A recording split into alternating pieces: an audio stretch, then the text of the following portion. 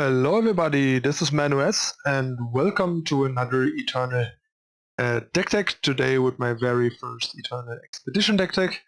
There was the first Expedition tournament recently, which was an event with sort of a tournament prize, which is why I participated, and I finished 5th due to a very unfortunate disconnect because I was playing on the train, and yeah, we drove into a tunnel and that cost me a game.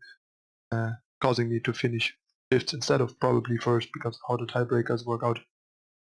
Me being the last one to play off the other 4 that already were in the first 4 places. Anyway, before we get into the deck and what it is, you know the drill. Hit the subscribe button, turn on the notification icon to not miss out on future content. I'll try to make some more content other than the usual news updates if possible, so yeah, make sure to subscribe. And now on to the deck. Alright, so this is the deck. I updated it finally because now the adventure is part of the expedition, which it wasn't for the tournament, so we got Rakano insignia. So I went down to 1 diplomatic seal and 6 fire sigils to add 4 Rakano insignia. Before it was 6, 7, 4 diplomatic seal in the tournament. That's the only change really. Okay, so short backstory to the deck. Basically, Buckwheat suggested this deck for the Expedition tournament because he liked it against all like the removal heavy decks, like Icaria decks and stuff like that. Yeah, I kind of in general liked how it looked because in smaller, less powerful, less deep format, good old Rakano, especially with a lot of war cries and some relic weapons, seemed pretty well positioned. I hadn't played much Expedition, hadn't really tested or prepared for the tournament. The announcement that the tournament will be worth money was very last minute, and I was traveling for an extended weekend. So yeah, I just needed to settle on something, and I settled on this and made a couple of upgrades. Buckwheat had 4 of each of these and only 2 finest hour, and he had Headhunter, I believe, over Oni Samurai. So those were like the main changes I made, and I changed the market slightly. I think I added Warhelm and like Plate Maker, but Plate Maker was something that he already suggested as an option.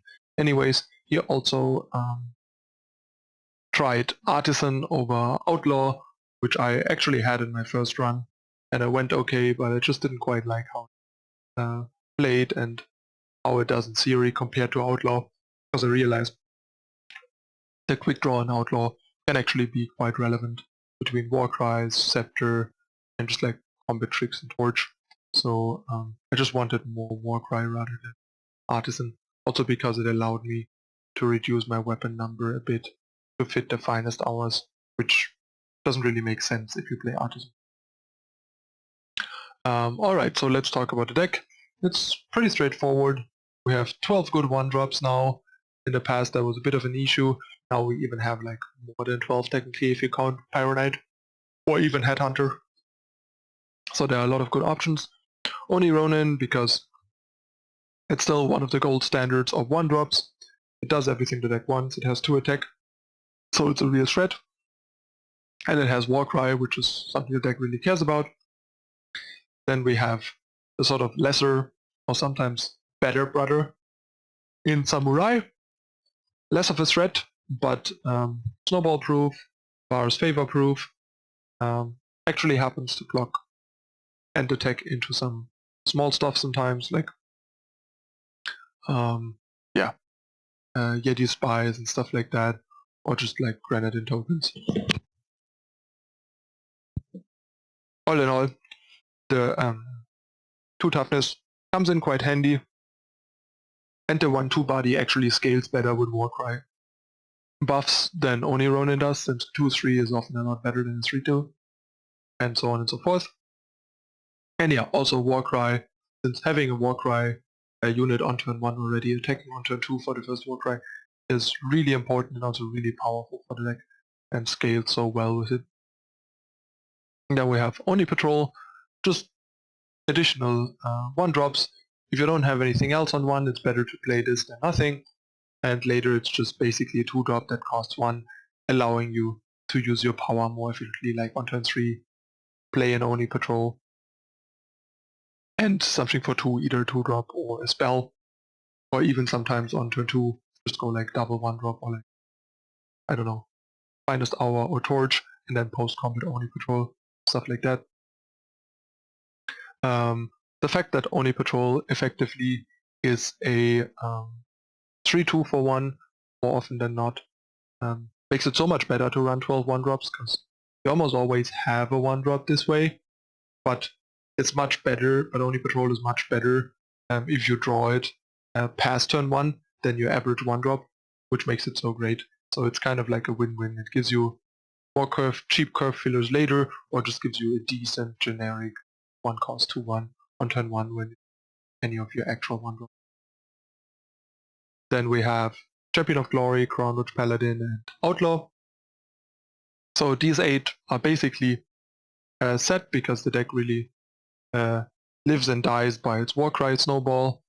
Paladin is really good against interaction and sweeper stuff, and also great if it gets buffed by Warcries or by weapons. Outlaw just attacks pretty well early on, so on turn 2 against units, Outlaw is really better, against spells Paladin is better.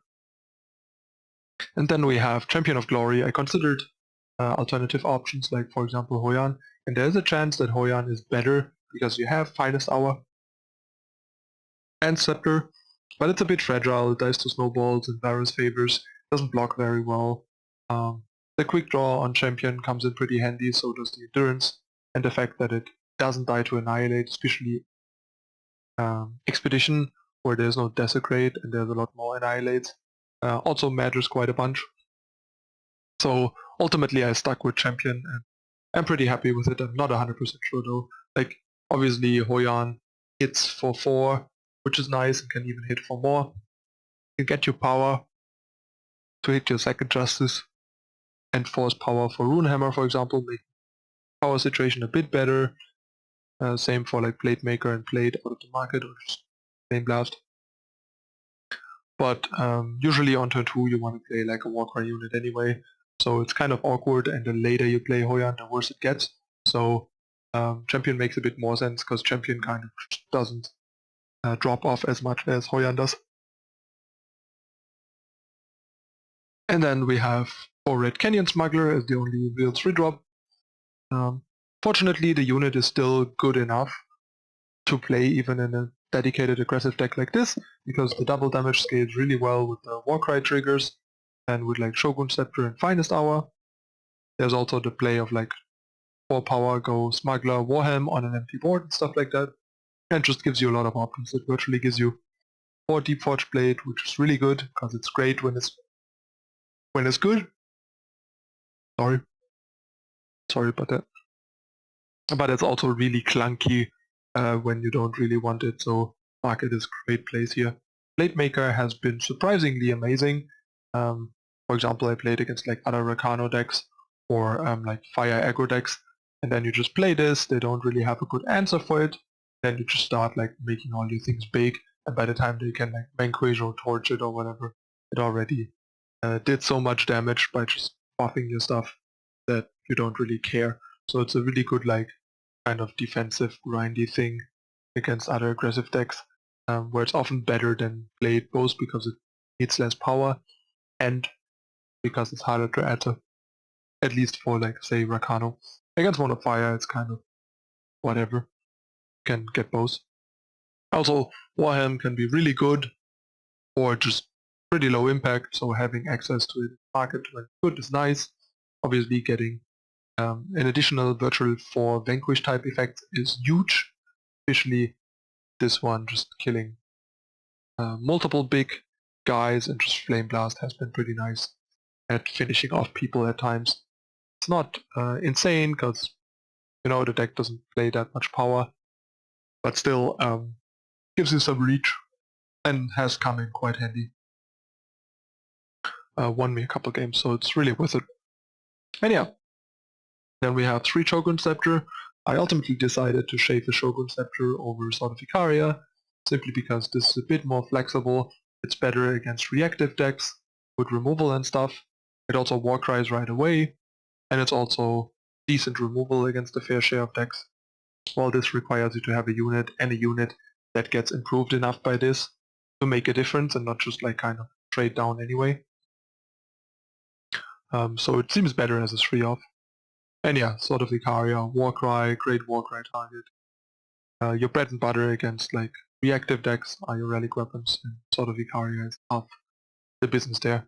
And then we have Auric Runehammer, same reason. It's removal, great with Warcry triggers, great against like controlling reactive decks with sweepers and spot removal. And yeah, I shaved one here because it can be a bit clunky and a bit slow. The deck doesn't always hit 4 power on turn 4 either, so you want to be able to keep your like 2 power hands gladly, and then you might sit at 2 or 3 power for a while, and then having Runehammer in hand sucks, especially if you have multiples. So 3 is the right number, I think. Yeah, and then we have 4 Finest Hour, 4 Torch, 4 Vanquish. These are like your staple spells in Rakano colors, and aggressive Rakano decks always have been, and there's not really much reason to change it. I think there's probably too many fatties to do something like run 3 Vanquish, like people used to do in the early days in Rakano Aggro. Plus we have Smuggler, so we can get rid of it if it's not that good, and we still have like more. But getting Pristine Light with Smuggler can be too slow, so I think having the 4 real Vanquishes and then the Light as addition makes you much better against like time fatties than in the past, while at the same time makes you less flooded on Vanquishes than even with 3 Vanquish in the past probably. So yeah, I've been pretty happy with that. I mean, I don't know, maybe you could argue to shave one for like a Scepter or Runehammer, but I've been pretty happy with them all in all. And yeah, power base is just like 12 duels, Diplomatic Seal, and 12 sigils, 6 and 6. Not 100% sure again about the seal. It makes it a bit better for your 1-drops and your like double cost 3-drops and 4-drops like Shogun, Scepter, and Runehammer.